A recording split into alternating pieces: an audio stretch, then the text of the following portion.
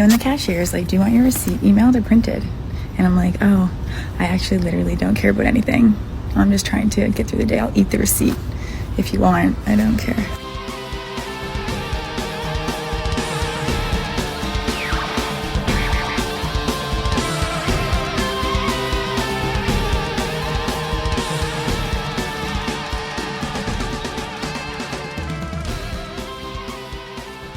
Hey, fun fans, it's We Enjoy continuing. I can speak words. Can I? This goes.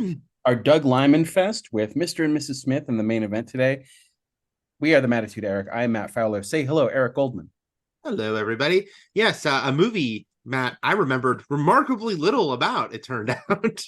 I've seen this quite a few times. Like it's kind of a light, empty movie for all the violence, but stakes are kind of low. It's a fun, breezy movie, and I've had it on in the background in my life much. So there are funny beats that I certainly remember, and I always loved the final shootout at the end in the Cost Mart. In the Cost Mart, which brings up the question of when you get called out for like egregiously using a real place, but then is it more distracting to have it be a fake place? It's funny, yeah. So I first, when I was watching it this morning, I go, did I only see this movie once in the theater? And then I thought, no, I saw it again, but it's been a long time. The thing is, Trish loves this movie. In fact, it turned out we owned this movie on digital and because of Trish. Yeah. And I feel like we watched it early in our relationship at home. That's what I think is the last time we saw this. I did own it on DVD, not Blu-ray. It was something that I had on. Very enjoyable action movie.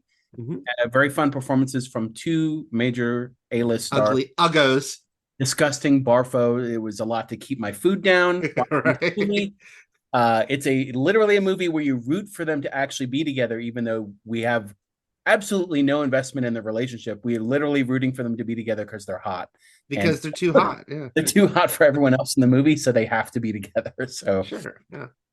Okay, so we'll do that in the main event today, and we could talk about the writer's strike being over. I am in Colorado right now, and Eric is actually also seeing me very illuminated in a room with all the lights on. My MacBook mic is serving as my mic today, so I've come to the conclusion when this has happened in the past that it sounds better than when I actually use my Yeti mic for some reason. So I don't know why your Yeti mic leaves you feeling distant and cold. Also, Matt usually talks to me on Zoom from a dark room, so it is strange to see him all illuminated. It is, and I literally just sort of like this macabre shadow that he's like a face on a screen in a spy movie, like distorted, just like a little shape of someone. And my voice is also like, do you accept her? Yeah, I do the complete voice modulation. And speaking of which, well, obviously, it's also making me think of the bizarre stuff from Mr. and Mrs. Smith, where Angela Bassett is the voice of John's boss, but then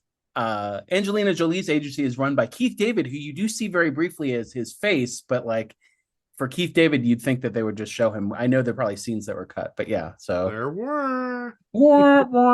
By the way, I would totally watch a Charlie's Angels movie where Keith David was either Charlie or Bosley or an angel. Honestly, I just realized not the reason Trish loves this movie, but. And again, he is only in it briefly. Even his voice is only in it briefly. But it's an extra little icing on the cake moment, I think, for Trish, that Keith David is the voice of the boss because she loves gargoyles so much. Yeah. And like many, thinks that Goliath the gargoyle is hot, voiced by Keith David. So there you go. Goliath from many was a gateway monster. Yes. Like finding monsters hot. The Beast from Beauty and the Beast and Goliath were huge 90s gateway monsters. And there's an episode of the show where Goliath dresses as the Beast for a costume party. Oh, man. How people dealt with that. They didn't. None of that decade alive.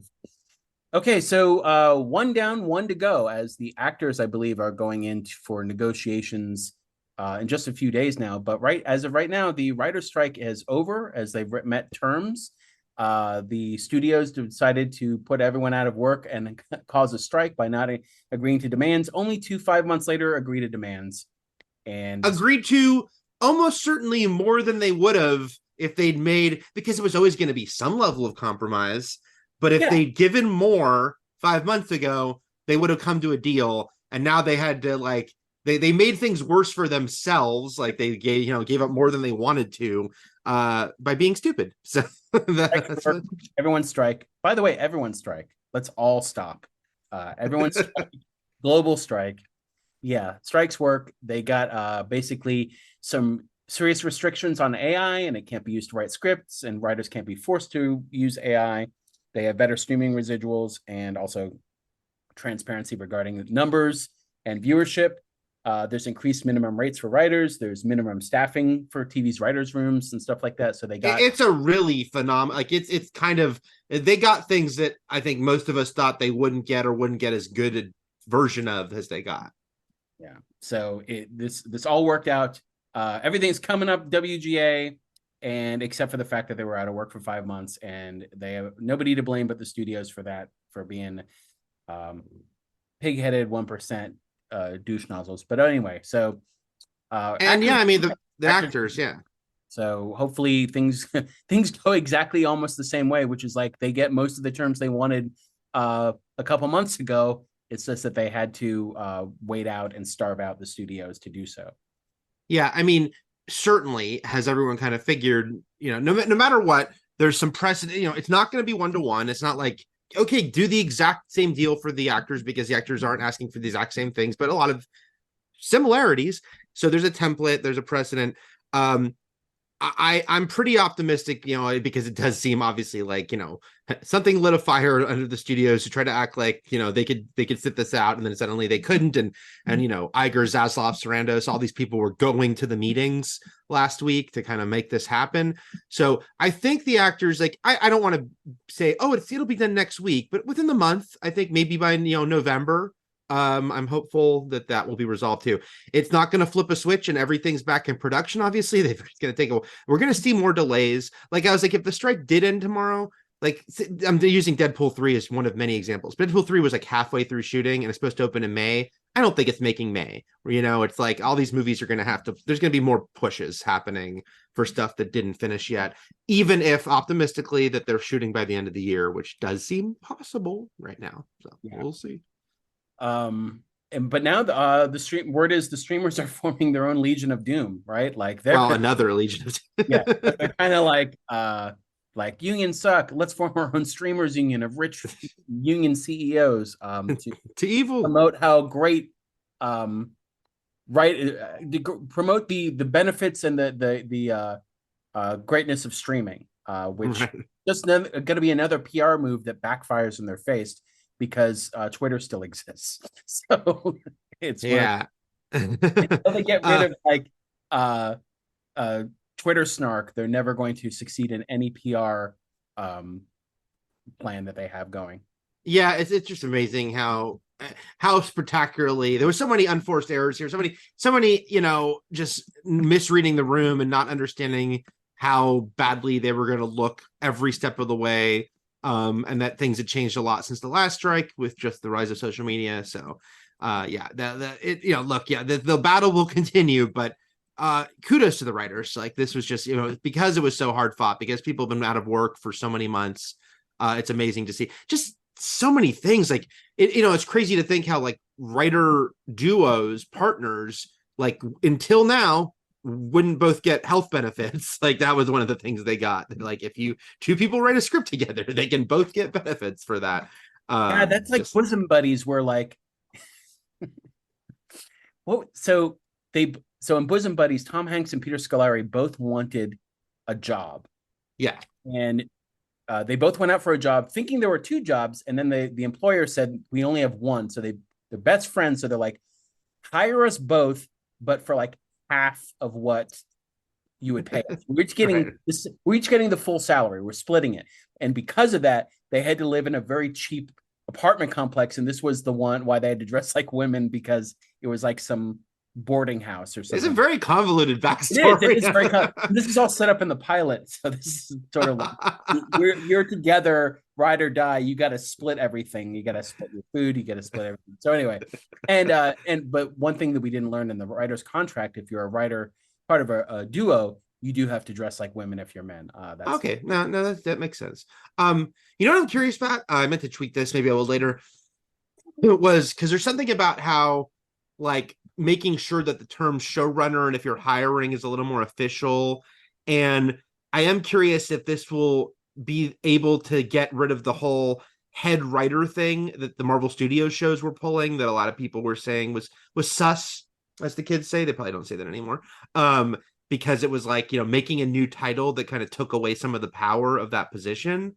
So I am curious if this will change things. Like how Stephen S. tonight called them out for renaming shows so that they can pretend it's a new show, even though it's the same crew and cast and stuff like that. This got a lot of attention recently when a couple of, I say kids, but now they're full grown adults, but a couple of people who had been on Disney Channel shows in the aughts talked about how this is why, and the big example that I do know offhand is The Sweet Life, but how a lot of Disney Channel shows would do this thing of retitling a couple years in.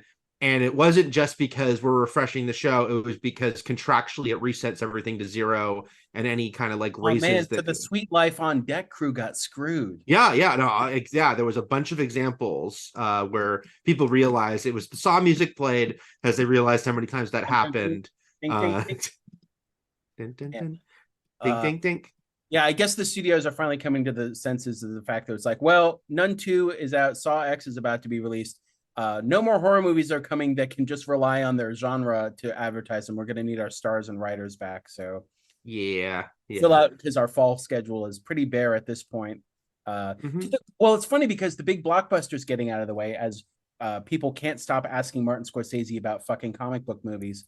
I know. To say now, because there are a couple movies coming out where we honestly really just want to hear from the directors, because these are famous directors like we got a Scorsese, we got a Ridley Scott movie. So it's they can promote their own movies, and Ridley Scott can complain about Gen Z watching movies on their phones or whatever. Sure. And get sound bites like that. But these are movies that stand on their own. So honestly, it all cleared room for Scorsese getting a big theatrical release for this movie that wasn't really going to get that, because it was going to go to Apple TV pretty quickly after a week or two, I think. It was always going to get, because Paramount, they'd partnered with something, but it's now going wide immediately, and it's not platforming, and they're going bigger with it. By the way, I really want to see that Superbad. The second trailer is good, but nothing will beat that first trailer because of that music and the way it's cut. They're like, that made me think. You keep reminding me of tweets I haven't made about when first trailers are not just better. I mean, that happens a lot, but also because I was thinking about trailers that are set to great music, and then the second one comes out and they don't have it. And other recent examples I thought of were Matrix Resurrections with White Rabbit. That first trailer was so great, and then the second trailer came out. I'm like, well, it's okay, but there's no White Rabbit. And then even Wonder Woman 84, say what you will about the movie, but the first trailer was people loved it with the reworked version of dum dum dum dum dum dum dum. How does it feel? And the second one didn't have that. Monday. Yeah, no Blue Monday in the second trailer. They blew it, Matt. They blew it. I know. New Order, Blue Monday. Great. Yeah, those were both examples back then of taking the song and also weaving it into the orchestral score. And then they're not in the movie, and it's very upsetting. But no, but that's the thing. It's the second trailer will always tell you more about the plot, right? Yes. Even though the first one is usually very light on dialogue and just showing you imagery. By the way, Killers of the Flower Moon, I got it. The first trailer, I got the story. I understand it. And also it's Martin Scorsese in this cast and time period. I'm in anyway. There's nothing more you can explain to somebody who is already going to see this movie. I'm just wondering who they're actually winning over with the second trailer, or is it just protocol at this point? Protocol. We're just following protocol. So congratulations to the WGA, and also huge congratulations. Big shout out to the unpaid volunteer negotiating team for the writers, who should be introduced at this point like you would introduce players on a football field to huge stadium fanfare, right, with their names, and they get to run out from the tunnel and soak in the applause and stuff like that. Because they really deserve it. I saw Bottoms 2 recently, man. Well, you've saw Bottoms 90 times, and I've only four, man. Is that our go-to for just football movies right now? Because I feel like there are others.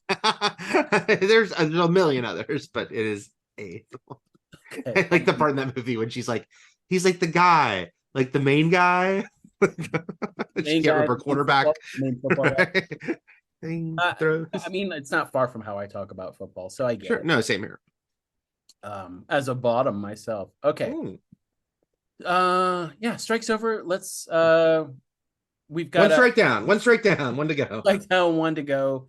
Let's hope everything works out and we can get back to a sense of normalcy and the stories can return and the Marvels won't have to be pushed. But we'll see. It seems like Disney's all in. Like the Marvels and Wish, it seems like they've decided, these They movies both are have coming two out. trailers, so at this point there really isn't any, there's not much, like you can't backstep that much. Yeah. Okay. No write-ins that I saw as of yesterday. I actually didn't check this morning, but so we'll just skip on to our good things to enjoy for this week, and then we can just get into the fucking Mr. and Mrs. Smith, which by the way, I've never seen the TV show. Any of it. I know Jordana Brewster was in it, and I forgot there was already a TV show. Yeah, it was That's Martin right. Henderson, who's very, Yeah. one of those blank looking dudes, and then Jordana Brewster. And I'm assuming, I don't even know if it lasted a season, but I know it didn't go past one season. That's for sure. Martin Henderson, who I liked a lot in X, when it was like that thing where like a kind of blandly handsome person does more of like an actual like kind of broader character, and it kind of lets them pop in a way they never did. That was Martin Henderson in X, being Southern excited McConaughey type producer. Yeah, he was the porn director, right? Mm-hmm. Walked around in his tidy whities. Got killed. Oh, he probably does that in Mr. and Mrs. Smith, the TV show too. Oh, It was a network procedural, I'm assuming. Probably one of the big three. Isn't it weird that a movie that you feel like Mr. and Mrs. Smith owes a debt to, True Lies, just had its TV show this year, and it's canceled after a season. So there you go. There you go. Watched an episode of it, was not good, which is sad because I like Steve Howie and I like what's her name from She-Hulk, so they're both good. But show was Ginger Gonzano, sounds good. Let's agree to agree. Okay, Gonzaga. Gonzaga. My good. Okay, so I'll do mine first, I guess.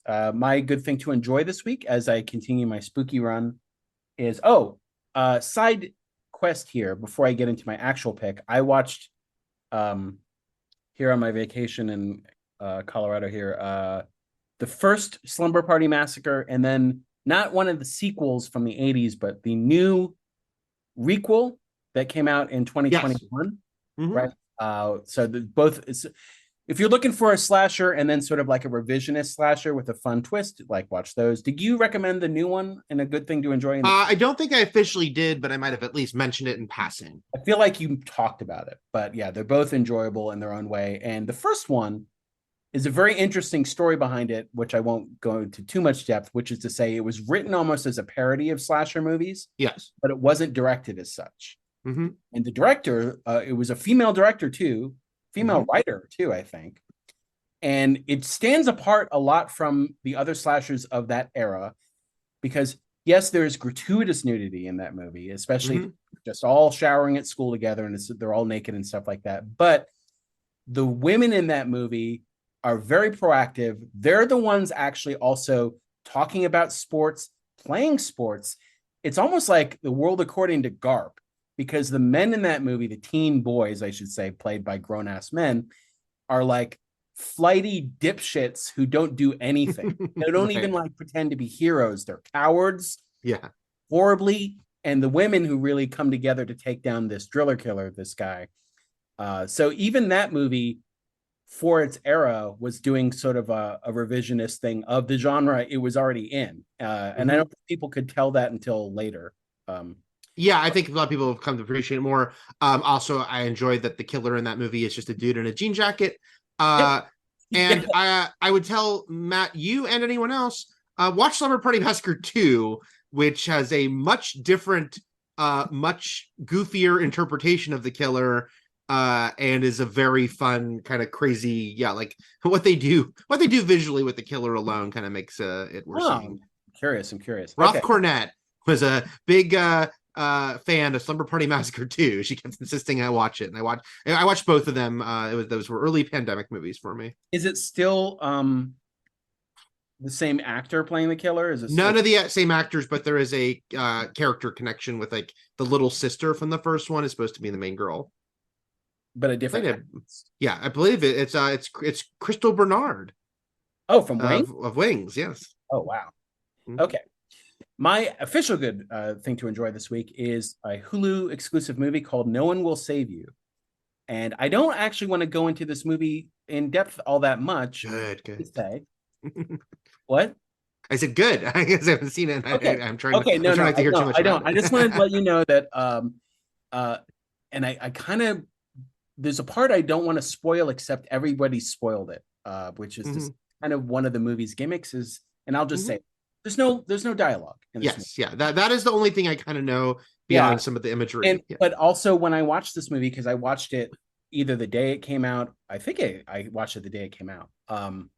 I didn't know that. I know that it's a movie about a woman, and it's primarily Caitlin Dever, who you would know from Justified and Book Smart, stuff like that, being chased around her house by herself. So I knew it was like a solo sort of like, single set movie for the most part. But I didn't realize how little dialogue, or zero dialogue there would be in this movie, which sets it apart from a lot of other things. This movie has a very, very particular tone. I'm glad so many people are digging it because I absolutely loved it when I watched it. And it's hard to explain. There's a Hitchcock element here. There's a Shyamalan element, which is to say it's a little stylized. And especially the fact that Caitlin Dever has to convey so much through just her face and her emotions and stuff like that, where there's, I don't want to say she's muggy, but I think that's part of it. I think there's a heightened reality to this movie that goes along with it. It was written and directed by a guy named Brian Duffield, who I haven't seen his other stuff. I didn't see Love and Monsters. I didn't see The Babysitter. These are movies he wrote. This is one he directed. I think he only directed one other movie. But Caitlin Dever's great. I saw The Babysitter. Yeah, with Margot, with Samara Weaving. Is it Margot Robbie almost? That's really fun. Different Down Under. Yeah. The first Babysitter is really fun. I wasn't so into the sequel. Okay, yeah, I didn't see either of those, but this one I think, and I love also watching a lot of it's a movie that's very simple in its premise. A young woman lives alone. She starts being stalked by these unseen forces, and then they become all too seen, and she finds herself in kind of this terrifying alien invasion story. But she herself comes with a lot of baggage and hidden backstory. And I love seeing online a lot of stuff, a lot of theories, a lot of things that for a movie that is on the surface so simple, there's a lot of little things you can pick at here. And I think that's part of the point. And I really liked it. Even Guillermo del Toro really enjoyed it and had an interesting thread about sort of like coming from a lapsed Catholic side of things. He had some interesting things to say in a little thread about this movie. But yeah, No One Will Save You. You can stream it on Hulu. Caitlin Dever is great. And I just love the look and the vibe of this whole movie and how it leans into conventions and then also sort of bends and twists them at the same time. And really dig it. I think you guys will too, especially if you're looking for things to spook you out during October. But yeah. I keep hearing great things about it. I really want to see it, although I'm a little bitter because I could have gone to a Beyond Fest screening for it last week, but I was out of town. And a part of me really wants to wait because I bet I'll have another chance to see it in the theater here in LA, but I probably will just give it and watch it on Hulu. But yeah, I love Caitlin Dever and everything I hear sounds good about it. Also, I'm looking at Brian Duffield's list of credits and I'm like, oh, he also wrote Underwater, which is a really good movie, Kristen Stewart movie. So yeah, he's written a lot of is that good? I was wondering if that was good. Oh yeah, it's very good. And Love and Monsters, I've heard, is good as well. The Dylan O'Brien, Jessica Henwick movie. So yeah, I will check it out sooner than later, most likely. That was a Netflix movie, as far as I think. I don't know, maybe not. I don't think it was Netflix, but it might have been on Netflix pretty quickly. Okay, what is your pick, Eric? First, I'll do a quick physical media corner. A little bit connected thematically because I'll just say that we mentioned very recently Prey was coming to 4K disc and Blu-ray. I got press an early copy of it. You can read my interview with Jan Trachtenberg for that release on Fandom coming Monday. But it's great. I mean, the movie's already great. I don't need to reiterate that the movie is awesome. Just coolest possible way you could do a Predator prequel. Amber Midthunder is so awesome in it. And it looks, gorgeous. The 4K. It's a gorgeous looking movie, and it looks great. And there's a fun commentary and Q&A and some good stuff. So I wanted to mention that. Also, some people have mentioned it compared to why am I blanking on the movie you were just recommending 2 seconds ago? No One Will Save You has this year. People are saying, "Oh, No One Will Save You." This year's cool Hulu female-led sci-fi movie that should have been in theaters. Like Survive the Night movie type of. Yeah, so Prey comes out next Tuesday on 4K and Blu-ray, and if you haven't seen it, you should see it, and if you have seen it and you still invest in physical media, you should get this because it's great. My actual recommendation is a 40-year-old movie or 39-year-old movie, but you can currently see it in theaters, which is Stop Making Sense. Can you though, Eric? Yes, you can. Well, then how come I can't see it until this weekend? Well, because it's going wide this weekend. That's what I'm saying. So can you, Eric? Okay, well, this exact moment. I wanted to see this last week when everyone was seeing it, but I don't live in Los Angeles. So we're recording Thursday morning. So tonight there'll be showtimes in other markets, including hopefully Matt's. I love Talking Heads. I'm not like a mega fan, but a big fan. And I'd always heard this was a great concert movie. People would always mention it as like one of the great concert movies.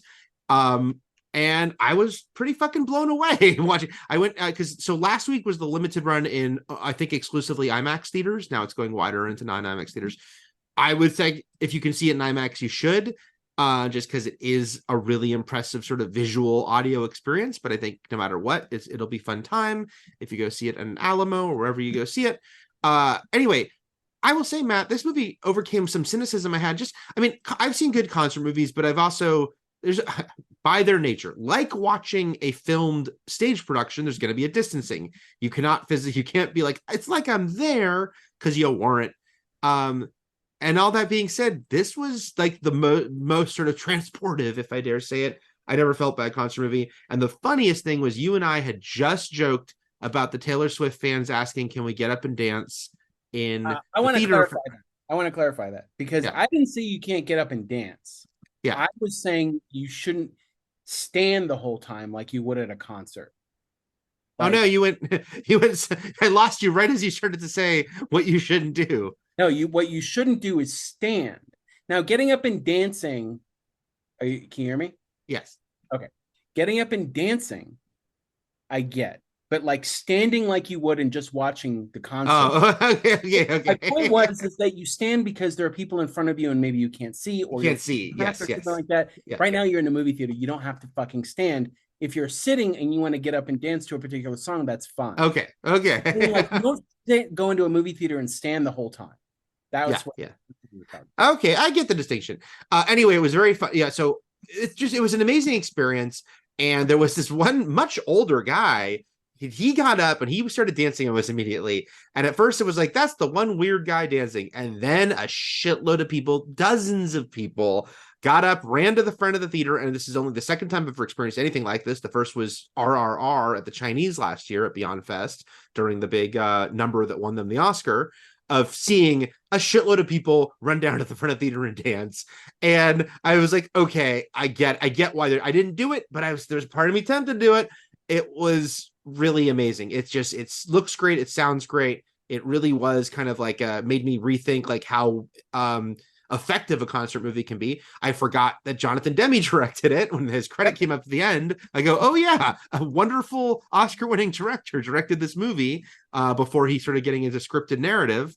And it shows that it's a great director because of how well done it is, how good it looks. And I'd also read some people say afterwards, they kind of, doing a deep dive on it, and how there are people that feel like, oh, this is the best versions of a lot of these songs are the live versions from Stop Making Sense. And I got that. I didn't realize that Once in a Lifetime, the version released as a single was this version. Yep. Even though it was obviously a pre-existing song. So anyway, it was awesome. Because I'm like mid-level Talking Heads fan, I didn't even know every song, and it didn't matter. I was like, what a fucking great song. First time I've ever heard it. And I was very, very into it. So huge recommendation to go see it in the theater in this re-release in IMAX if possible. Stop Making Sense. This weekend. 100% agree with you. I am going to try to catch this movie before I leave next week. But huge Talking Heads fan here, so I'm very happy that you enjoyed this. I owned this on VHS. Wow. A long time ago. I've always loved Talking Heads, and then in fact, Living Color, who gives us our sign-off phrase here from their song Type, on their debut album had a Talking Heads cover. They covered Memories Can't Wait. I'm also a massive fan of David Byrne's solo stuff. So Eric, I also recommend the albums Uh-Oh and Feeling. Yeah, and I've heard that a lot. Ray Momo and stuff like that. He's got some great stuff. I also want to, I think you can watch it on Max, American Utopia, his Broadway stage show that he did that was directed by Spike Lee. Yep. That's a mix of his songs and Talking Head songs and stuff like that, and the choreography that he can do because of you just watched Stop Making Sense. And did you ever watch True Stories? I saw True Stories for the first time just a couple years ago. Directed by David Byrne. And I really dug it, and I have the Criterion disc of that actually. And I was excited to see it was at the New Beverly until it was a midnight show. And I will sometimes get a midnight shows, but I can't do them all. My goodness. Before I started working as somebody who would actually interview famous people, I was manager of several coffee shops around the Los Angeles area. You were. And it's funny because doing stuff for IGN and other outlets, I'm trying to think of moments when I actually did get starstruck, and none fully spring to mind, but I remember getting starstruck serving people. Sure. 3 people I've ever been. Also, you don't know it's coming. I mean, if you're interviewing someone, you're prepping for it. But needless to say, and you've worked retail in California, in Los Angeles, famous people just come up all the time. And that was the case with the Pete's Coffees that movie theaters and retail. Yes. And so I was used to it, but there was only a handful of times that I was actually like, I can't speak to this person. One was David Byrne. And that would be, I was at the Pete's on Main Street in Santa Monica that doesn't exist anymore. But another was John Cleese, and I think there was another one. But yeah, there were a couple of people where I was like, I'm just going to be silent and nod. She's gonna puke on you. No, I get it. David Byrne's a great one. My friend Sam, who I went with to see this, she's a huge Talking Heads fan, more than I am. Like, she just fucking loves them. And she's the one a couple years ago I said, watch John Mulaney and the Sack Lunch Bunch. Don't read anything about it. Just watch it. Just because I wanted her to have that moment. But she hadn't seen Stop Making Sense either. And so we were both delighted by what was the award show where David Byrne came out and did a duet with someone? Was it the Grammys or was it an Oscar song or something? Where like Gen Z was all over Twitter going like, this guy can't sing. Who's this old? Yeah. It was one of the it was the Oscars because he did a song, I believe, that was from one of the movies last year. He also was funny. He and Mulaney are tight now, and Mulaney's newish, came out in the spring stand-up special was music by David Byrne, which just meant a little music at the top and end of the thing. But I like that he's his like personal composer now. Not in 2022, but in 2021. No, I'm getting it wrong. Not in 2023, but in 2022, April and I went to Cruel World, the first sort of new wave post-punk festival that was in Pasadena. We did another one this year. We didn't go to that one. That was the famous Susie and the Banshees one where the lightning storm stopped it. And then she came back the next night to just perform with, and I think they brought Gary Newman back as well to open. There was like 2 or 3 acts that came back for that. Yeah. So, but the because the new wave post-punk fandom is basically people our age and older are so rabid, they're always like, what is the next Cruel going to be? And they're already trying to phantom book it, except there's only so many acts. By the 3rd festival, we're gonna run out of bands from that era. Of course. Yeah. Specifically, they're looking for headliners. And everyone was like, wouldn't it be awesome if Talking Heads would do it? And everyone was like, well, David Byrne could do it because he could do Talking Heads songs and stuff like that. Yeah. But everyone now, because they've been coming back together and these appearances for this promoting the movie. Yeah. Right. Everyone's like, oh, that maybe this could happen for 2024's Cruel World or something like that. And everyone's salivating and champing at the bit and stuff like that. For people who don't know, Talking Heads was one of those infamous falling outs where they kind of hated each other for a long time. So it's a big deal that they are being friendly, doing Q&As after screenings of this movie. And we, you can't help your fan mind from being, and this will lead to their first tour in decades, which probably won't happen, but could.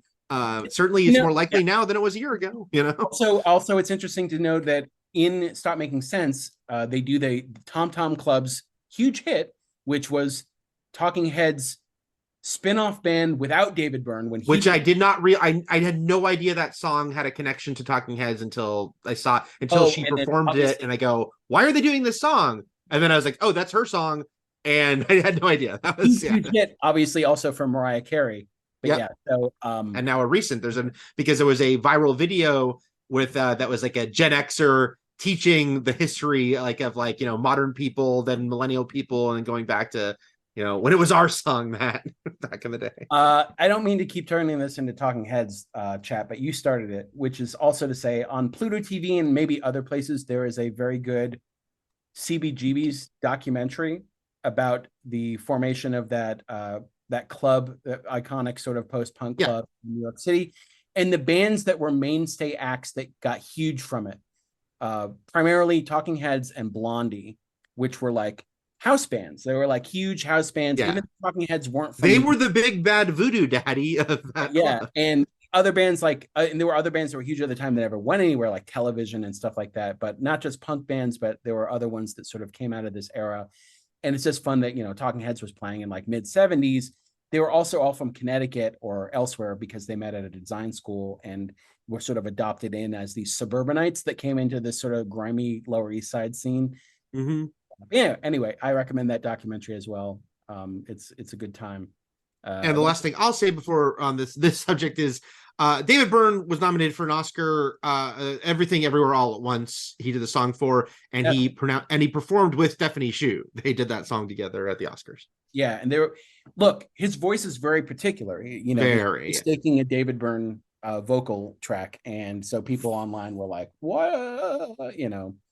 Oh, I lied. I'm going to say one more thing, which is Sam sent me after we saw the movie the Documentary Now episode that is a direct parody of Stop Making Sense, except that it adds Q&A portions that aren't there with why am I forgetting? Fred Armisen playing what is clearly supposed to be David Byrne, and Hader playing his bandmate. Anyway, it was funny. All right, let's get into another funny thing, which is Mr. and Mrs. Smith. Funny movie. Elements of it are a little dated. Let's talk about our final movie, though, for the main event next week in our Lyman run, which we're still going big with the action here. We are going to do Edge of Tomorrow next week. Did you find? I don't think I looked up where people can stream that. Is it easy? I did not. I'm looking it up right now. All right, I'll talk about Edge of Tomorrow, which is it's on Max. It's on Max. Okay, easy enough to watch if you've got that. If not, ranked by, which people started recognizing more from its tagline, which was "Live, Die, Repeat," which was also in larger font on the poster. Mm-hmm. It's bizarre because it's a great title for a movie, and so I don't know. There was some confusion about it so much that when it was released later on, it was "Live, Die, Repeat: Edge of Tomorrow." Yeah, and Edge of Tomorrow started cutting. Edge of Tomorrow could be anything.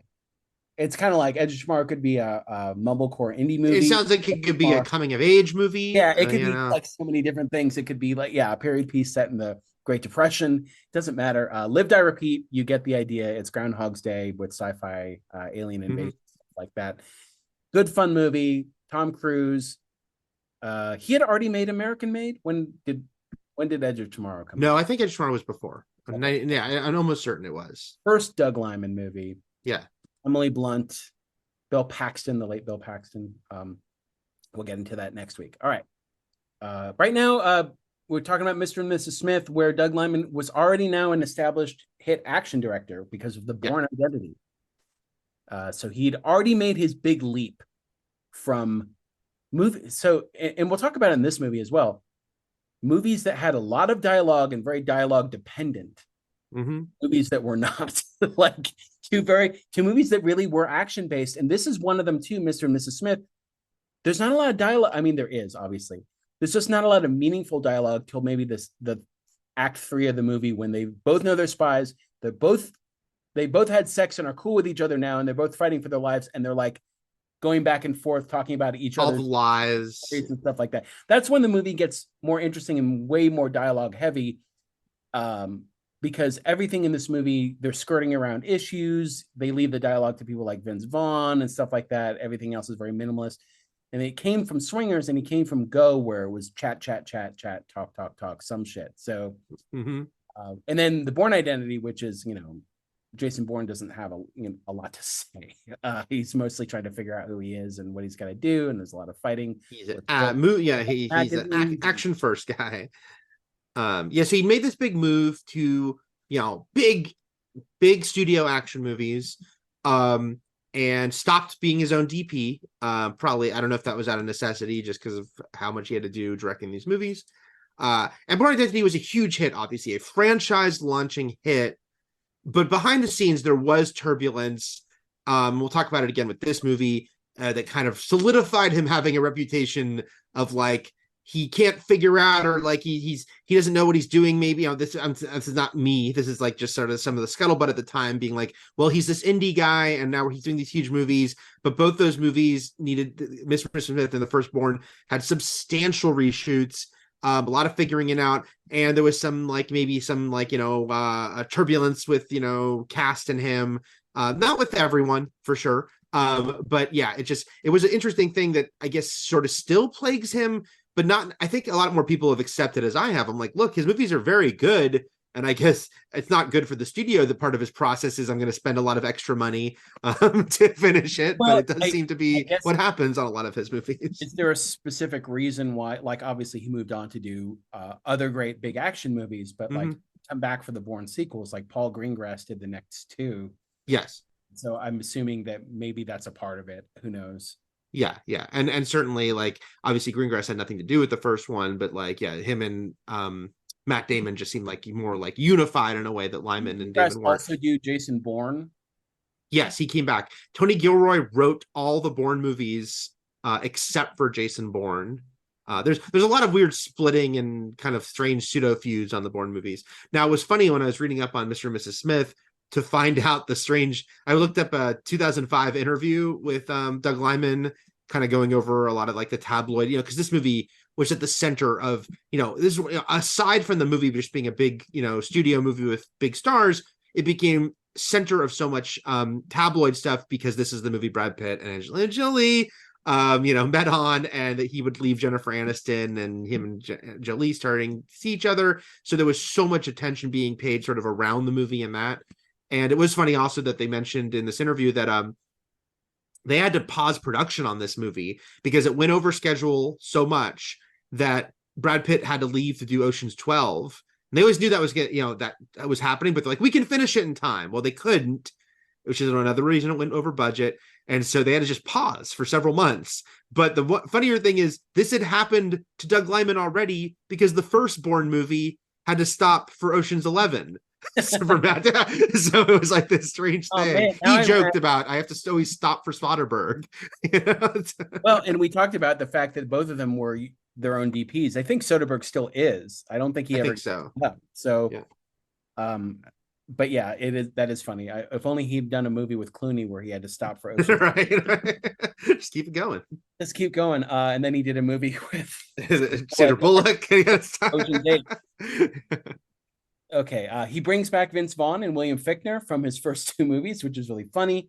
It is funny to see Vaughn, who's always charismatic, very funny, leaned on heavily in this movie also for comedic bits. Yes. As like how he morphed into his frat pack persona in the aughts from his character in Swingers, after doing a bunch of dramatic stuff after Swingers. Like after Swingers, he tried his hands at doing drama, even doing The Cell, which we covered here in a main event. And he did another movie where he was a serial killer called A Cool Dry Place, I think. Or am I getting that mixed up with Owen Wilson? I think I am. He made a different old schooler. I'm just thinking different comedian trying something else. But he did the Psycho remake. He did a bunch of things. And then the aughts, he became more of a like Trey from Swingers, if he listened to Jordan Peterson, Trent. like he became more of like, I call in this woman abroad, and hey, don't get married. Hey, whereas like taking the sort of the player elements of Trey, even though Trey was like Trent. Sorry, I keep saying Trent. Even though Trent was a much more gentle, supportive soul than I think who Vaughn morphed into with his like old school persona, weddings crash persona, stuff like that. And what's on kind of display here, which is the arc of Eddie, is interesting, where he's married when he's talking to he's actually not even telling John not to get married. He's saying it's too soon. Yeah. He's like, you need it to be best friends. And then the next time we see him, he's divorced. Right. And I don't know if we're supposed to think of him looking at those two women at the end of that scene as like he's got a wandering eye. I don't know. It felt it was a weird beat. I didn't quite get that. It felt like there was more to that scene that they just cut. Like it felt like more lines. And then Eddie is turned into someone as very briefly a red herring, as someone who might be a final end boss. Like you think he might go after them at the end because the movie doesn't have a villain, right? Like even though the villains are these competing agencies and their heads played by maybe Angela Bassett and Keith David, they don't come into play. The villains are like these nameless, faceless mercenaries who just swarm at the end. And I kind of actually really like that there's no central target that they have to team up to take down. There's no drug lord, there's no this. They just have to survive together.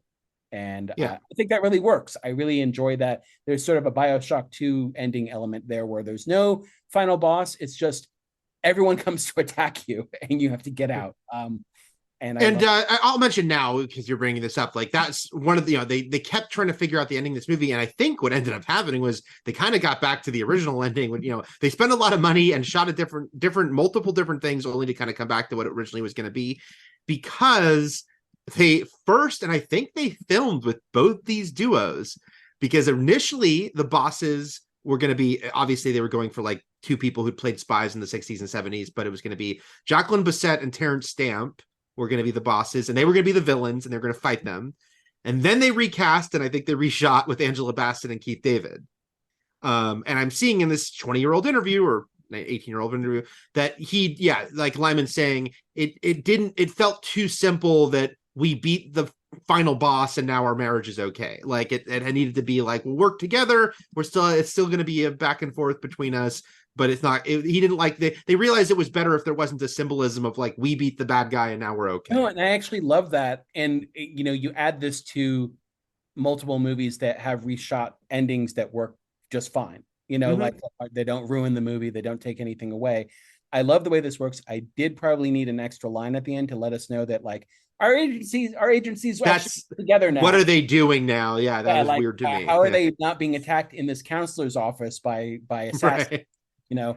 And then William Fichtner turns out to be another spy, and he's like, I'm gonna, not only am I a spy, but I sell Confederated products. Yeah. So uncredited, unseen. That's Fichtner as the psychiatrist. You mentioned obviously Vince Vaughn, but there's a third of the Lyman All-Stars from a project that you and I have not discussed because it has no importance to you, but it's very important to me and to society, which is Doug Lyman directing the pilot to the OC before this. And the second episode, and that's why Adam Brody is in this movie. So there is a little bit of the Lyman Avengers going on here with some of the cast. With Kerry Washington or Michelle Monaghan before this? No, I fooled myself. And I thought, and Michelle Monaghan was in Born Identity, but she's in Born Supremacy. So which had come out before this, but she was not in the one he directed. So in this no one from Born that I know of is in this movie. We already brought up the Mr. and Mrs. Smith TV show that didn't work out. We should also bring up the other hot spies that are married but don't want to have sex with each other TV show from J.J. Abrams called Undercovers that also didn't work out. That was a whole other thing that failed in its own terms, but it was very much also a Mr. and Mrs. Smith hat tip. Yeah. And as I mentioned, rewatching this morning, I'm sure it was brought up at the time, but this feels very like a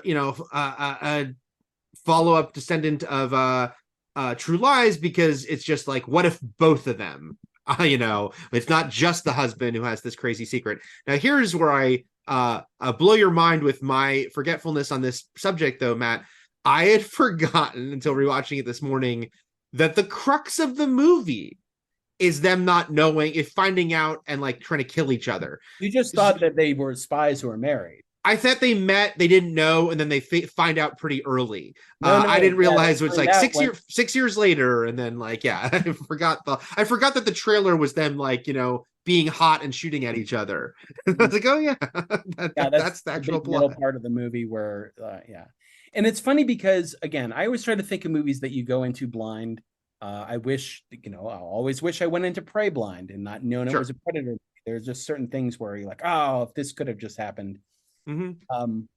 The element here of like going into this movie, we're not stupid, so we can try to figure out that they both have like assassin things going on, because he's hiding a gun and she's hiding a knife, and they use each other as a cover in Bogota and stuff like that. Right. But like the movie, like say you're a fucking idiot and you don't know what's actually going on in this movie. Right. You technically wouldn't know that they're both assassins until they both go out on their separate missions, and she's a dominatrix who kills, and he's actually a much more colder killer, because he kills multiple people, but actually also spending like an hour or a couple of hours with them being friends. Yes. Which is very psychotic. And then he just murders them all after being actual good friends with them. But yeah, that's the moment where it's like we actually see them do their work. We don't see anything like that before that. And so if you're a full tilt chowderhead, then yeah, that's when it's gonna signal to you. Should also mention I always, and one of the I'm glad they stuck with went back to the original ending, I guess, because the music that they dance to when they meet in Bogota, this Mondo Bongo song, they bring back at the end for their dance, quote unquote, the end when they're shooting everyone around them using I'm trying to think of, that was done before this, because Guardians of the Galaxy and the MCU kind of popularized the back-to-back shooting and then turning and facing each other front to front shooting and stuff like that, and forming a center and taking out the perimeter and stuff like that. But this movie, it's kind of the first thing I can think of when I think of that, and it's done so well because it's actually thematically meaningful, like them coming together like this and dancing the way that they should have been honest to begin with. Right Would have bonded them, and all the things they could have talked about, how they became so much more interested in each other once they learned, oh, that was you on this mission, oh, that was you did that, stuff like that. All the things that they could have bonded over, except they didn't know the other one was in the same business. Right. Because that's a fun aspect, is the showing that this major thing they're lying about has also led to a million little things to add up to the fact that they didn't really know each other as people, because so much was a facade for both of them. It's just interesting because I think it really stands out, and it helps the movie because they're supposed to have a very vague, thin marriage. The fact that their first date is very much just based on attraction and necessity, but even then, when they're walking around the carnival and shooting for toys and stuff like that, there's no dialogue that you would expect from any of those previous Doug Liman movies, where they're on a date and talking about things. Yeah. Barely talking. And I think that works for this movie because we're supposed to believe that they could be so distant, and there is that empty space between them because they're not filling it with words. Right. And never did. And it helps the whole vibe of this thing. So, and of course, I mean, going back to the casting, it's like, okay, we are very used to the fact that our movie actors are beautiful people, but these are two like next level beautiful people with mega wattage movie star charisma. So that's why, you don't need a lot of dialogue, because it is Brad Pitt and Angelina Jolie. And don't we just want to watch them together, because they are just amazing to look at physically, but also just like have that thing. And so, you can do that scene like the date, like you're mentioning, and it's not going to be like patter, like back and forth. It's just sort of about them like in this experience. And they get to also be silly and funny and do a lot of fights and action and stuff like that. They kind of, they're used well in this movie as A-list pretty people. They do really well. Brad Pitt does comedy really well. Yes. Angelina Jolie, she's good at it, not as good, but yeah, but he's given more silly stuff to do for the most part. Mm-hmm. Both exude charisma, so it works. But yeah, we open with, and that's the other thing. Bring up True Lies again, which is to say, like, the contrast between the mundane and the extraordinary, which is like Right. their jobs are this. It's basically what we would call the John Wick circle now, of like, there is a global network of assassins, and they each have handlers, and they each have their own companies, and they each each tangentially know each other or know about, and these assignments get sent out wide to people. Murdered, it was an actual contract. There are no random No. And this world of globally connected mercenary work. And I always love the contrast between his organization and hers, which is way more high tech and heightened, and his is sort of this like very seems family run and very no frills and stuff like that. I even just love the old woman giving him his assignments. And it's funny because I understand that people will immediately go to Charlie's Angels with like it's all like attractive women, but it actually reminded me even more of a movie I just watched for the first time a couple weeks ago at the Alamo, which is Debs from 2002, 2003. I never saw that. It's very fun. It's very low budget, and there's some like very funny, like terrible, like digital backgrounds and stuff that they didn't have the money for. But Debs is like exists in this very ridiculous heightened world where like beautiful women are recruited via their SAT scores to go to like a fake college that's all just like a front for their like hot spy group. And there was something and so it was when Angelina goes to this slick organization and it's all these women, I was like, oh, it's kind of like Debs with a budget. Debs is fun though. You should. Well, maybe what if it's tied in and they're like, oh, you graduated from Debs? Like, right. This is the next level. Then you should mention like the so many familiar faces. You mentioned Kerry Washington, Jennifer Morrison from House and Once Upon a Time, and Perry Reeves, who's been in a lot of other things, but she'll always be De Silva from Child's Play 3, who should come back. And I know that Don Mancini has talked about maybe bringing her back. So inevitably, she will return to that franchise. Chucky's going to be president, isn't he? Yes, he's going to fart. What be president. World. What a franchise. What if fucking Jason became president? That's insane. Chucky is going to be leader of the free world. And I can't wait. All right. But we're talking about season 3 of Chucky that has yet to come out. So I'm not postulating about the fact that Chucky.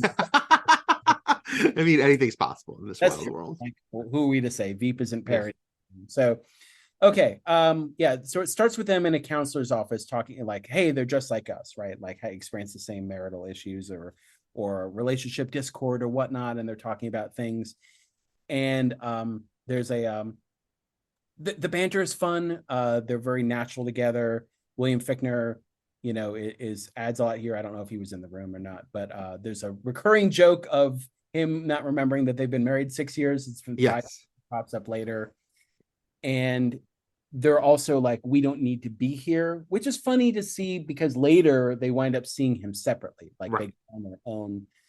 They're just so used to not being honest with the next person, with their partner next to them, that I think they feel more comfortable like going by themselves.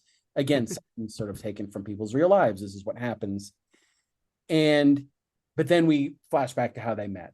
And this is when we get like, oh, they're in a life of international intrigue. They're probably assassins. We don't know which of them is actually responsible for the assassination that took place in Bogota. That's right.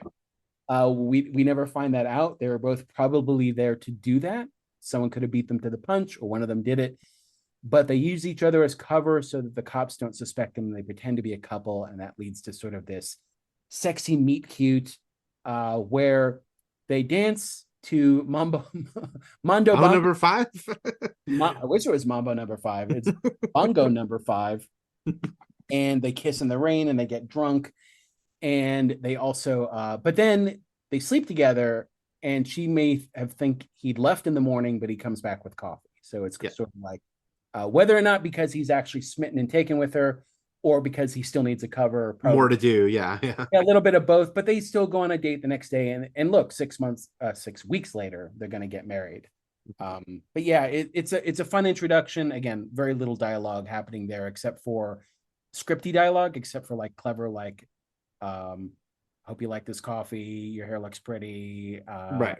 practice shooting, blah blah blah. So anyway, yeah. So what did you think of the opening? Like, It all goes back to the two of them, because all my notes are like, both so beautiful dancing, and kissing in the rain, like they're doing a trope.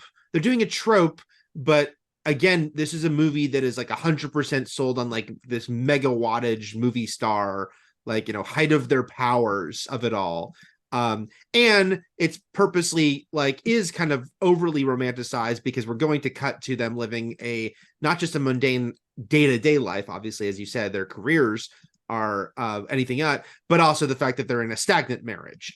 So it's like, the sort of it all, looks so great for, going in, but that, then it sort of kind of, although they still live in the giant John Hughes family house. That they do. They live in the outskirts of Chicago, rich neighborhood, I guess. But right. the man, I hope the Wet Bandits sort of try to take down their house. They're gonna get.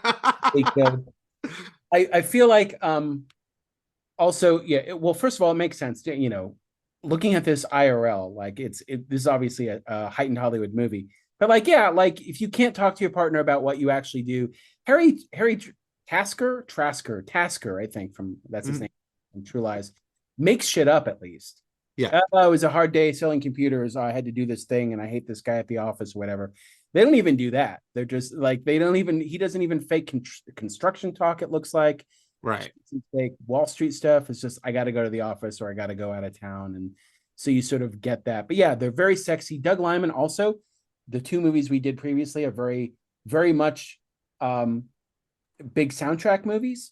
Yes. And this isn't a big soundtrack movie, but it does still show off his use of songs and music, specifically Bongo number 5, and then also like Express Yourself during their fight in the middle of the movie. Mm-hmm.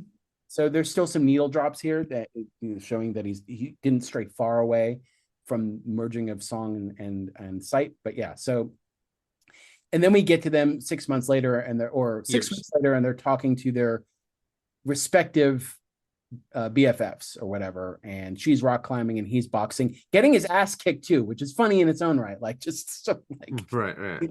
Although Kerry Washington doesn't get nearly as much ado as Vince Vaughn. Like, she's just no. He gets the Vince Vaughn, like, give him all the lines. Yes, like, because even if they're not funny.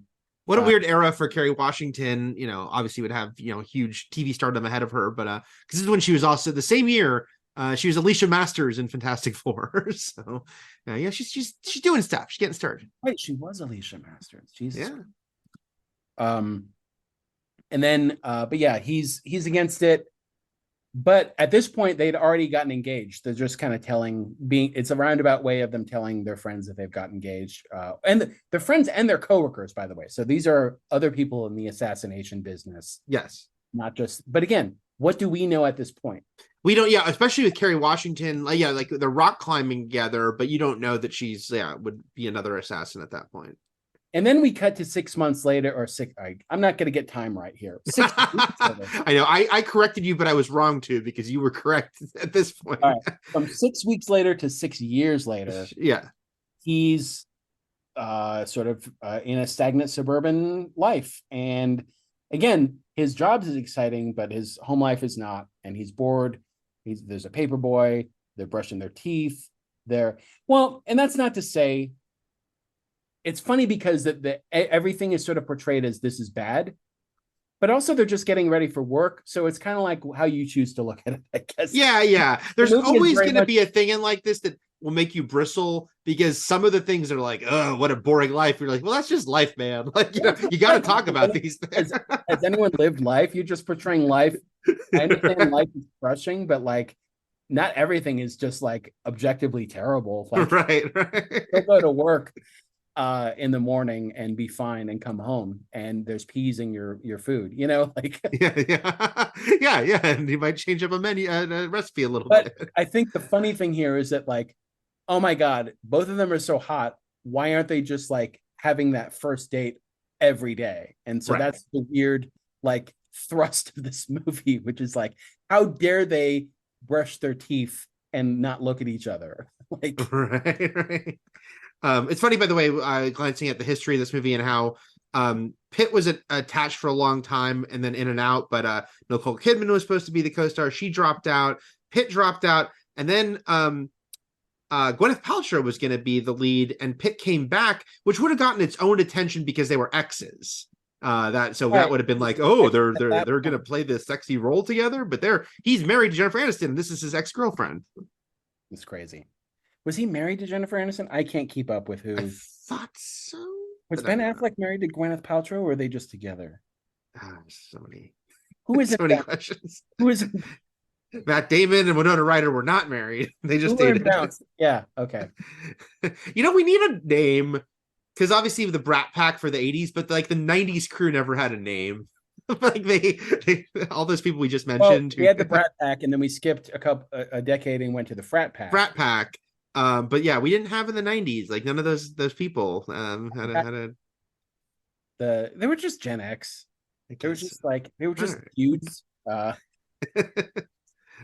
Disaffected, man. They're slackers. Okay, so and then so they're talking about sort of about at this point, I don't know, they're just kind of mad at each other and resentful, and they're talking about a lot of like fake smiles hiding resentments. Yeah, or resentment or boredom. Like there's no reason for the other one to be angry at the other. Like there's nothing going on. They don't want to deal with each other anymore. It's funny because she's talking about changing the curtains when later we find out he's colorblind too. Like when one of the things they share at the end is like injuries. It's like, I can't feel anything in these fingers, I'm colorblind and stuff like that. So she's asking him about what he thinks about the blinds, and he doesn't say anything.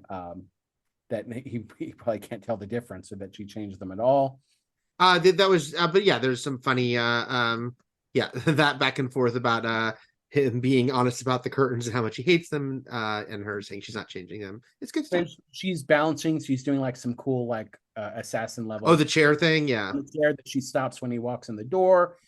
And so this whole opening, we find out like their actual lives. We find out like his stash is in like the shed garage, and hers is in the kitchen of their weapons and espionage equipment and stuff like that. And her organization is very high tech and is centered in a big business building, and his is sort of like in like a gymnasium that feels very much like a warehouse, very much more sort of like run down.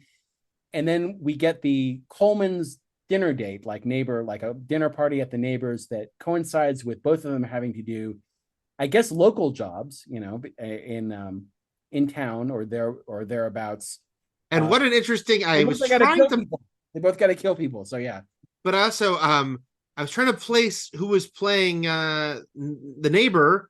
I forget Coleman's first name. But yeah, I never would have placed it that was Chris Weitz, writer of American Pie, Rogue One, and About a Boy, who occasionally acts. Starred with Mike White and Chuck and Buck in this role, seeming very like what's his face from Silicon Valley, or no, sorry, from Veep. Jonah from Veep. Yes. Yeah.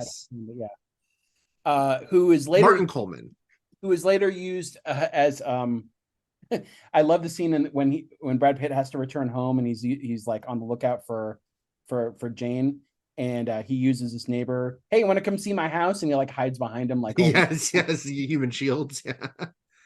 Kind of the darkest thing. I mean, you were saying he also befriends those guys before he kills them. Yeah, he's really nasty. Okay, so but then she gets all she's all dressed up in like this leather corset with these stockings and boots and stuff that she winds up accidentally wearing to the dinner party. He has a much different, his like, so she's used for her sex appeal, like to get close to this arms dealer. Again, we're assuming they're just killing bad people because we have to like them, right? Like these are all like bad guy targets, hired by other bad guys. Maybe it doesn't matter. Right. He's used for his, I don't know. He uses his charm and his friendliness. So already there's sort of also a difference between their characters, and why John gets like Brad Pitt's character gets to be more of the a clownish character in this movie. There are just scenes where he gets to be more charismatic, and this is one of them. Even though he's just buttering up to these guys to kill them, but he has to be fake. You know how it is, Matt. The wife's uptight. I know how it is. The old ball and chain, right? That's right. I do like when she kills the guy and she looks at her phone and she's like, Coleman's, because she keeps and then she like goes out the window and gets a cab, and she's all like cool, she spy. Okay. Then the dinner party. So she's holding the baby. She's given the baby to hold. She doesn't want to hold it. And she like stares at the baby's face. And that moment, Eric, it was like, what if there was a subtitle that said, "You're going to die," just like the cat in Go. I thought that would have been amazing. That's what that scene reminded me of. She's like staring at it. I'm like, oh God. Anyway, but yeah, so they keep up appearances in front of their friends and neighbors, but then they start going to the William Fichtner character separately and just more explaining about how there's this growing space between them, and they figure out how to solve it. Well, it turns out their organizations are going to solve it for them, because what we'll learn at the end is Adam Brody's character is basically bait upon a fake element that is meant to make them target each other. So they're supposed to be assigned the same contract, and then find out about each other, and one will kill the other, right? Like, and I think that while there is, because watching the movie, I was like, because again, I forgot so much of it. I was like, this is all so vague. What's happening with Adam Brody's character? Now we do get an explanation, but I think this is probably the most blatant. Oh, we did some rewrites and we had to kind of refigure things, because for a lot of the movie that all seems so vague. Like, what is happening with Adam Brody's character? Why they're after him? It feels like there should be more significance to it. And yes, we get an explanation, but it is one of those things where you kind of, I think you can feel we had to figure that part out a little more than others, or we changed the moment we meet Adam Brody's character, where he's being a dick and he wants to meet the boss and stuff, and he gets to meet the boss, and he's like, "This is my assignment," and he like looks at it, and so we're meant to think it's weird or confusing or something like that. Feels also like a reshoot, especially since we see Keith David and then never see him again in the movie. Yeah, but also it felt like, hey, we need a scene that sets him up as somebody who is getting an assignment that he's confused about. It'll just help the twist later. We don't need that scene, to be honest.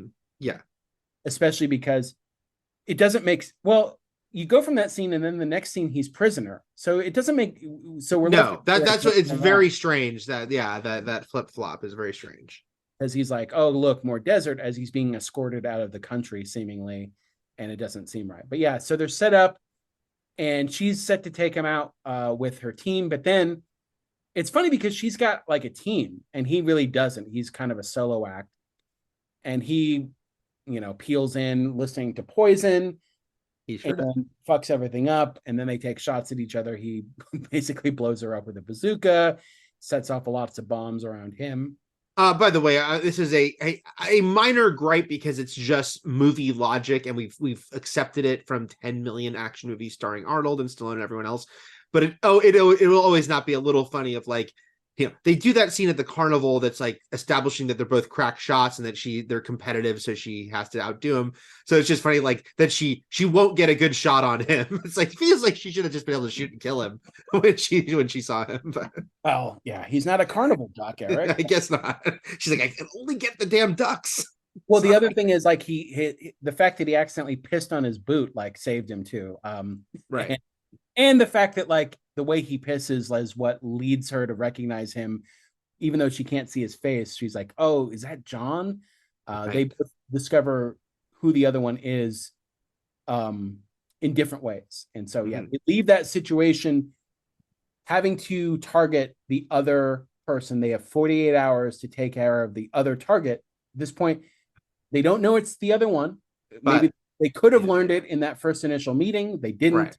They don't do the classic, oh my God, like they don't do what you think they'll do, which is they both come around a corner and see each other with the guns already drawn and realize, oh my God, you do this thing. It's a slow realization instead. It is more slow realization, and basically because it has to lead to a dinner. The movie is funneling us towards a dinner scene where the other one's not sure about the other one. So they can't just know it from like their first assassin interaction. They still have to be some mystery because they have to have the scene where like, oh, she shouldn't be holding a knife. And am I being poisoned? And the sort of the comedic suspense of that scene when they come back for dinner and stuff like that. So there has to be this period where they have to discover each other. Mm-hmm. And it turns out that the ruined laptops, thanks to Michelle Monaghan's nose ring, hot nerd glasses, and I find Michelle Monaghan very attractive, and nose ring and glasses. Michelle Monaghan off the charts, Matt. Get it. Tap out.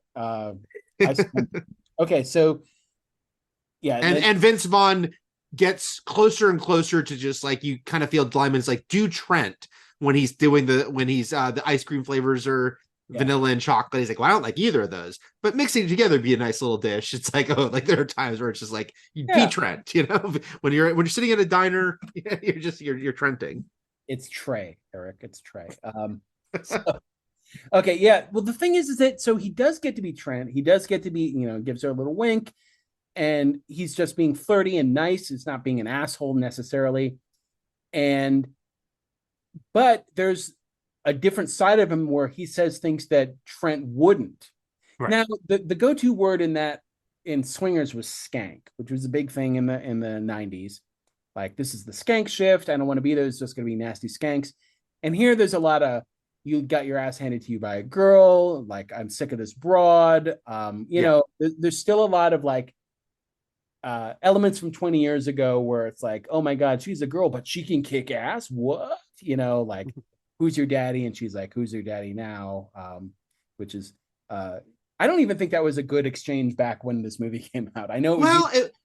But the fact that we have turned the term daddy into even more of a weird sexual thing does make it more charged that having Angelina Jolie declare herself daddy does feel like a unintentional reference to today's vernacular. Like, who's your daddy? Is like, that's easy. It's Pedro Pascal. He's my daddy. That's how they would answer that today. Okay. Then, okay, because there's this whole middle part of the movie where they're trying to find each other. He actually does track her down to her office, makes them blow all their shit up and like zip line out. And this is when they actually see the other one. And is this before or after the dinner? Wait, which part? When they see each other? Hides a knife. Oh, okay. When does the ziplining happen? Oh, the zipline happens after the dinner. No, it happens after because that's when he tracks her down to where she works. Yeah. Okay. So they do the dinner, but and then at the dinner they 100% find out that the other one. They're testing each other. He drops the bottle, she catches it. And then they start shooting at each other. Basically, literally, as soon as she drops the bottle, they run out of the room. And she gets in the car and he chases after her. They both get their guns and stuff like that. So it's on right after that. Like, there's this little fun dance where they do where it's like he thinks she's, you know, there to kill him, or is he there to kill her? Like, it's more told, that scene is more told from his point of view. It's interesting when you shift back and forth a lot. Most of this movie is through John's point of view because he's coming home to a wife that might kill him.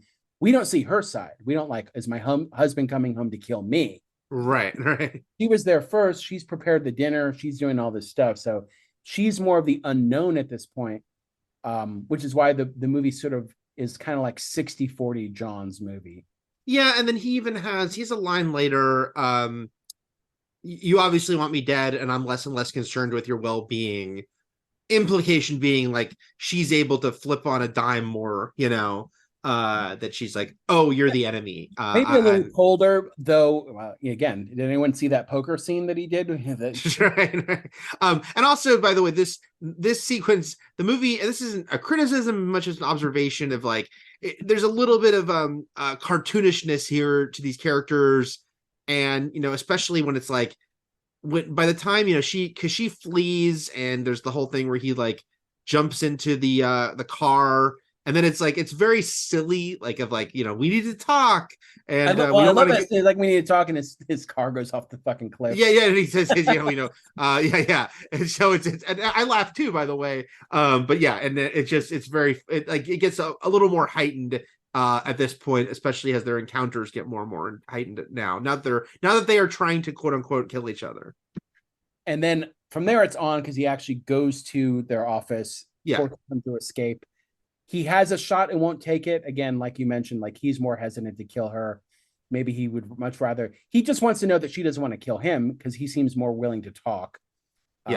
Eddie's not particularly happy about the fact that he didn't take the shot because then he gets paranoid. And Eddie considers himself in his own home a target because John's been staying there and he's friends. And I guess she knows. That's the other thing.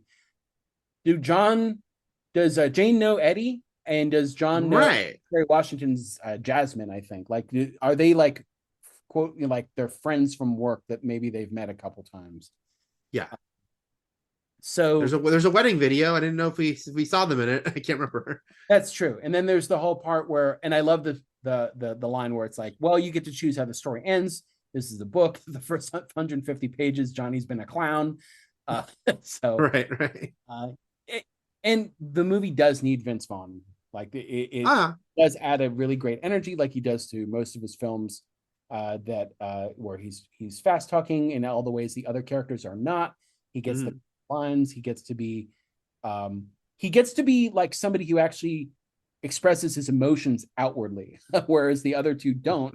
So it's always feels like a big exhale when he comes on screen. And then I did get a big laugh though when Brad Pitt shows up at the at where she works and all her beautiful fellow assassin girls are helping her when the other girl blows up the elevator or sets off the explosion, and initially didn't mean it to happen, and she's like, "You said goodbye." Like she thought that meant it was her cue to blow it up. Yeah, we're getting little clues here as to like how they view each other's relationships, what they're both willing to do at this point. They've both been given 48 hours. Now they know the person they're supposed to kill by edict is their partner, their spouse.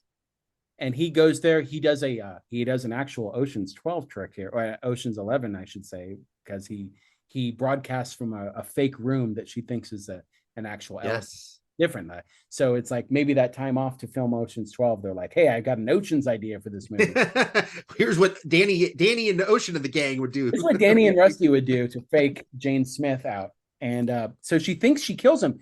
She spends hours thinking he's dead, by the way, because later that night she's in the restaurant where he proposed to her, and he shows up with his funny puns and double entendres and stuff like that. The movie does an also fun, light job of merging relationships with the assassination business. Like later they're asking about their body count, but not actually people they've slept with, how many people they killed. And so she's like somewhere 2 at a time, and he's like, like he's trying to get that. There's just some fun lines here. Like even when he kills Lucky, and it's like, how'd you do tonight? Like, I got lucky. So good little dialogue beats here. Not uproarious laughter, but clever enough to keep the movie popping, and I like it. And so he's also testing her, like he's testing to see what she's willing to do. And like the fact that he accidentally shoots at her and she thinks, oh, he tried to kill me. He doesn't know that her subordinate pushed that button. So he thinks, oh my God, Jane tried to kill me. Well, maybe she wouldn't have done that. He calls her and bluff. the implication is, she probably wouldn't have. She was upset that the button had been pushed. And then it leads to that dinner where they have a very, very tense dance version of their dance. And he boasts about his big dick. It's all John, sweetheart. And then then basically they leave. She tries to blow him up by putting a bomb in his pocket, and then it's a race to get home. And I very much enjoyed the old man going, you're ticking. But also like the neighbor too. Like there's a lot of like people reacting to what they're doing. Like, hey, John, you all right? Yeah, Bill. Like he's trying to get into his house because she's right. Also, this is when she lies to him and says, I thought you were the most beautiful mark I'd ever seen. So she's kind of trying to put this keep this distance, so she's making up that she knew who he was from the beginning when that's not actually the case. Yeah. Then comes the big house fight. Yeah. Bullet storm, the shooting back and forth, the fisticuffs, like all the things where they and again kind of goes an extra, again, the action hero rules, but I think taken to its nth degree, only because the amount of times that they are both smashed through mirrors and truly hurt each other, that they'd have like very bad injuries. Like, you know, it feels like by the time they're having sex, they should also be like bleeding profusely and, you know, have grievous head injury wounds. The unrated version has more sex, more extended sex scene than this one. This is playing it. This movie does feel like it wants to be R. Yeah, like there's a and little bit. They get the one F-bomb in there, but there is. They had to edit both sex and violence content to get that PG-13 for the. I don't think it misses anything. Like, it doesn't need to be. I think it still works, but I think that there's a part of it that kind of feels like, yes. No, I know the movie wants to be, but I don't think it needs. Right. It's fine as is. It doesn't need like an extra edginess to it, because it's silly. So this whole fight, which is really well done and really fun, yes, still has to be playful. So it really does have to like balance between, they actually do want to kill each other. We don't want them to kill each other. We want them to still seem like they want to kill each other, but they don't really want to kill each other. So, but it also has to be funny. Yeah, it's very, again, it's a violent cartoon logic here. Yeah. There's a little bit of War of the Roses here. There's a little bit of like madcap comedy, a little bit of Tom and Jerry here, and then also like him adding the Express Yourself song while they're fighting, just, you know, gives it more levity. You know, like, we are supposed to, as an audience, we are supposed to be enjoying this, and it's fun, and the song lets us know everything's going to be okay. Like, we know it is logically. But like, the song also lets us know no one's dying right now. No one's gonna. No one's gonna get their arms snapped in a horrible way. Like, nothing bad is going to happen. It's just going to be playful, and hey, enjoy yourself, viewers, because this is we're having fun here. Or express yourself here. Yeah. So anyway, which is also, by the way, that song by Charles Wright, I believe, was also used by Soderbergh. Was it used in Out of Sight? I can't remember. Might have been, yeah. I think it was used in Out of Sight, maybe by was it actually the final song? I don't know, whatever. Okay. So or it could have just been another sort of like 70s soul song, because Soderbergh likes that a lot. And then basically, they pull guns on each other. He lowers his, like, there, and she's like, doesn't want him to lower it. She really wants to like kill him. She doesn't want to care for him. Right. That he sort of makes himself more vulnerable. She's like, what are you doing?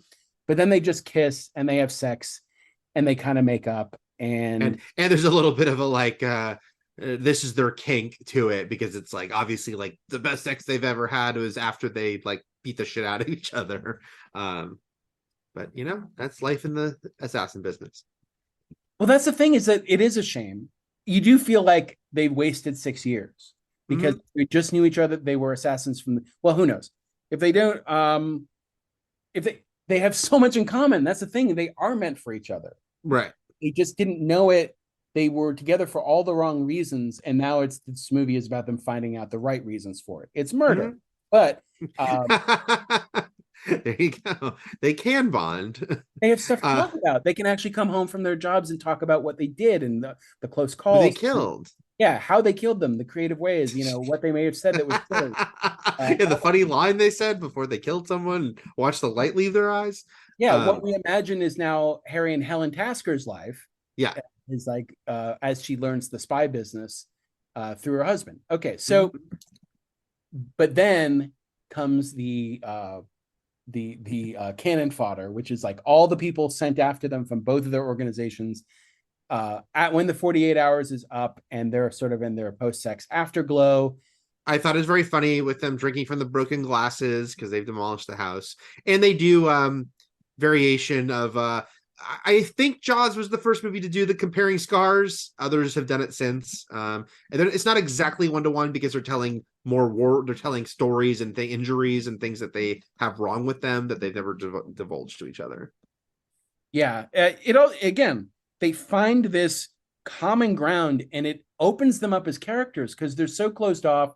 They're saying a lot of sort of tropey things to their therapist that a lot of people say to therapists, except we know that there's this additional layer of context and stuff like that. But now they get to actually sort of shine and be a lot more fun when they're bickering and or joking around. Like, it's really great. Like the last third of this movie, they come together in this way where they're exposing each other's lies. Like the line about him being married before and her reaction, and then his reaction to her fake parents are great. All while they're doing this big chase in a minivan that is also really fun action. Like the action is really well done. Doug Liman's a great action director. It's clear, it's concise. I love when he pulls the pin on the grenade in the car. Grenade, I was going to mention that. Yeah, it's just really fun. We didn't mention the house blowing up, but yeah, they come in and try to kill them in their house first. Yeah.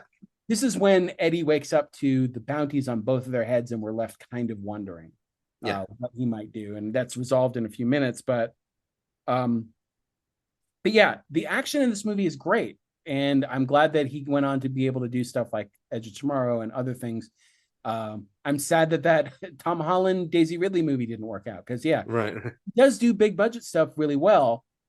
Whether how much of a nightmare it is to get to the final product, I can't speak to, but it works for the most part. It's got a good there's a lot of like you were saying, like it's fun, it's well choreographed, and it's all very, very easy to follow, which is often, especially because actually I'm going way back to the beginning. It's funny when they first do the first flashback to how they met, because it's very handheld, and I was like, oh, is this movie gonna be like the shaky cam aesthetic? Which is funny because he didn't do that on Born Identity, but of course Greengrass would be kind of one of the main people to do that with the Bourne sequels. It doesn't. It's just a little bit used in that flashback. Most of the action is, unlike a lot of the stuff coming out at this point, much more sort of cleaner. Thinking about it, even that flashback scene, again, like I said, this movie's 60-40 John. We start with him, and we see him watch her walk in. So it's not the opposite, right? We don't see her, and then she walks in and sees a guy at the bar. So it's not an even split, this movie. No. As much as the poster will tell you to, with them like standing back to back. So we are a little more emotionally involved with him, and he's the one who we clearly has stronger feelings for her than maybe for him, or she deals with them differently and so on. I love the line where she says, "I was never in the Peace Corps," and he's like, "Oh, I like that about you." Like all these things that they actually work to endear the other to the other one as part of their fake courtship. All a facade. And then so we go through a lot of different things in this third act, which is like him just saying we have to redo every conversation we've ever had, but they also have to they're given a couple of things. One is, have we lied to each other so much that there is no going back in a relationship? Two, it is very clear, and this is a great thematic obstacle to get over. If they split up, they can survive. If they're together, they're dead. And so the fact that they choose to be together, knowing that it's probably the wrong idea and that it's a suicide mission, but they're really going to go out on their own terms together, and they're in this weird decision to make their marriage work, means we are going to stay together and fight through this together. There's obviously there's huge metaphors here too, for any, they're not very subtle. So it's great stuff. And like when she even says, "I never cooked," all that stuff. Yes. Because he says her cooking sucked. Which is very funny anyway, because I think even 20 years ago, it still felt very anachronistic for her to have this really high-powered tech job on Wall Street, but have dinner ready every night, constantly cooking huge fancy dinners at home. Felt like it was from very old fashioned, for and sure. And even the Cosmart that they go into at the end has a bizarre 1950s setup that they steal suits off the dummies from. It's funny, but also it's funny, even though obviously the logo is so taken, the logo is taken from Costco, but then some of the setup inside is very IKEA with the furniture, but then they both suit up. She Yeah. does put on a suit to like Okay, they look great in their suits, and then when they have to ditch their suits and they have their battle gear on with their goggles, oh, they look so fucking cool, man. Of Like course, yeah. they look great. I laugh a lot at the bit. I wonder if it was found in editing and ADR, but it's great with the kill the lights, turn them back on, turn them off, turn them back on. When he keeps yelling at her Yeah, what to do. yeah, great car stunts here, great showdown. Oh well, first, okay, so car stunts, but then we didn't, just briefly mention they go to get. They're like, what do we do? How do we get out of this? They briefly think they can actually still capture Adam Brody's character, Mm-hmm. and they take him to a motel. They argue throughout this because We get the meta thing of him wearing a Fight Club T-shirt as he talks to Brad Pitt.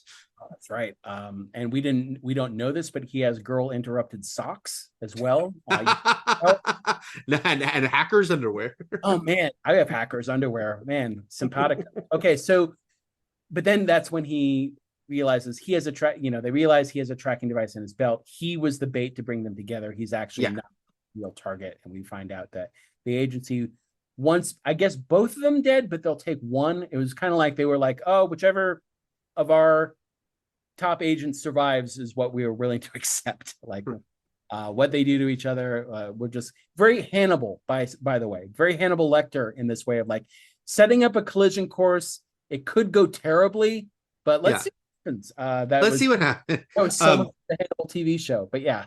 And by the way, like again, where the movie operates at sort of a heightened silly level, and they're a little bit of cartoon characters, but it's funny. I laughed really hard when he knocked over all those cans, and like just knocks his shotgun into a bunch of cans. They fall down, and then says, "I didn't touch them." I didn't touch them.